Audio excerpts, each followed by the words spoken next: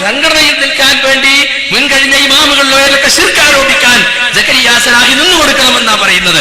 നിങ്ങൾ എന്നെ KJUവിന്റെ പ്രസിഡന്റ് ആക്കാന്ന് പറഞ്ഞാലും എനിക്കതിന് കഴിയില്ല. വഫാത്തിന് ശേഷവും എന്ന് പറഞ്ഞപ്പോൾ അച്ചടക്കത്തോടെ നിന്ന ഭരണാധികാരി ചോദിക്കാണ്, അസ്തഖ്ബിലുൽ ഖിബ്ലത വഅദഉ അമ്മസ്തഖ്ബിലു റസൂലുള്ളാഹി സ്വല്ലല്ലാഹു അലൈഹി വസല്ലം.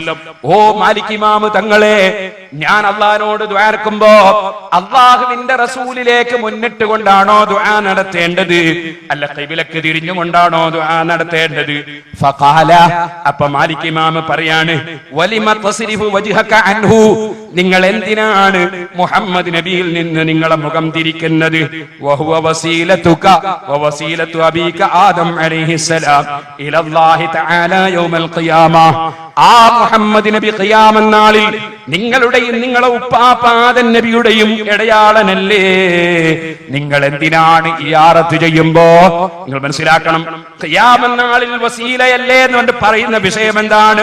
ബലിസ്തഖ്ബിൽഹു, നിങ്ങളിപ്പോൾ മുഹമ്മദ് നബിയിലേക്ക് മുന്നിട്ട് നിന്നോ. വസ്തശ്ഫീ ബിഹി, എന്നിട്ട് നബിയോട് ശഫാഅത്ത് തേടിക്കോ, നബിയോട് ശഫാഅത്ത് തേടിക്കോ. മാലിക് ഇമാം റളിയല്ലാഹു അൻഹു പറയാണ്, ഫയുശഫിഉല്ലാഹ്, അപ്പ അല്ലാഹു തആല നബിയുടെ ശഫാഅത്ത് സ്വീകരിക്കും. എന്താണ് അതിന് തെളിവ്? ഖാലല്ലാഹു തആല, അല്ലാഹു പറഞ്ഞ ഖുർആനാണ് തെളിവ്.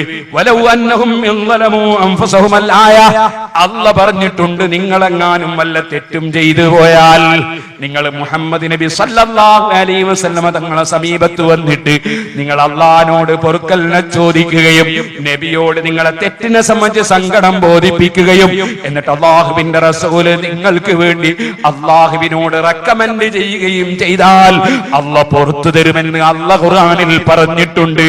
ഇബ്നു കസീർ പറഞ്ഞ തഫ്സീർ അനുസരിച്ചാണ് ഞാൻ ഈ അർത്ഥം പറഞ്ഞത്.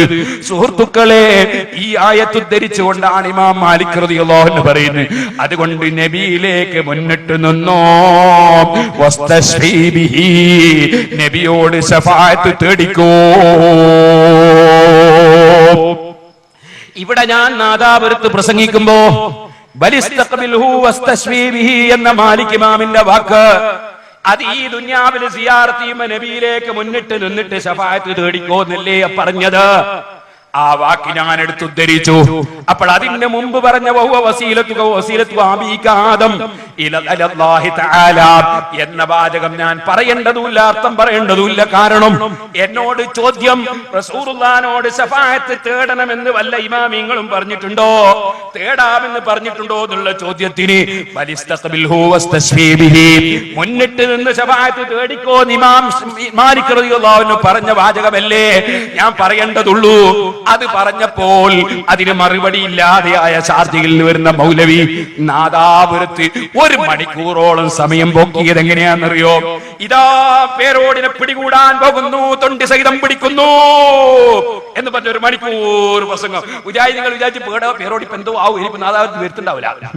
ഒരൊറ്റ പ്രസംഗം 1 മണിക്കൂർ. ഈ സാധുക്കൾക്ക് മനസ്സിലാവും അയാൾ പറ്റിക്കുന്ന കബളിപ്പിക്കല്. അയാൾ പറയാ, ഇതാ വസീലത്തു അബീക ആദം അലൈഹിസ്സലാം ഇലല്ലാഹി തആല യൗമൽ ഖിയാമ, അവിടെ അന്ത്യനാളിന്റെ വിഷയമാ പറയുന്നത്, അല്ലാതെ ഇവിടുത്തെ ശഫാഅത്ത് തേടലല്ല. അന്ത്യനാളിൽ വസീലയാണ്, അതുകൊണ്ട് ഇപ്പോൾ നബിയിലേക്ക് മുന്നിട്ടോ, എന്നിട്ട് നബിയോട് ശഫാഅത്ത് തേടിക്കോ എന്നാ പറഞ്ഞത്. ആ വാചകം അയാൾ വായിക്കുന്നു, അർത്ഥം പറയുന്നില്ല. നാദാവെന്ന് വായിക്കുന്നു, അർത്ഥം പറയുന്നില്ല.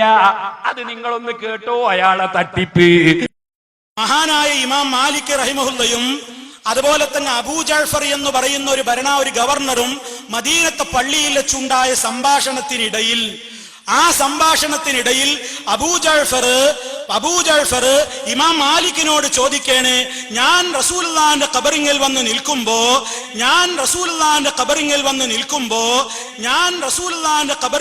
നിൽക്കുമ്പോ ഞാൻ ഖിബിലയിലേക്ക് തിരിഞ്ഞുകൊണ്ടാണോ പ്രാർത്ഥിക്കേണ്ടത്, അതോ റസൂലുള്ളാഹിയിലേക്ക് തിരിഞ്ഞുകൊണ്ടാണോ പ്രാർത്ഥിക്കേണ്ടത്?